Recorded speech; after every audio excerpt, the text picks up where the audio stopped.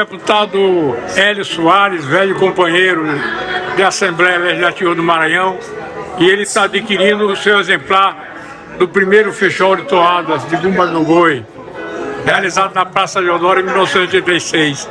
Tem valor essa obra, Hélio? Parabenizo pela primeira obra. Isso quer dizer que você está comprometido com o resgate da nossa cultura.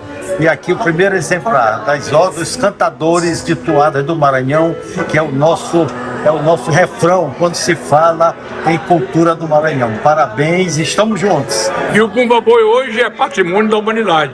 O Bumba Boi hoje foi originário daqui, dessa obra que você agora faz a reedição com muita sapiência e reativa a nossa cultura e atualiza. Parabéns.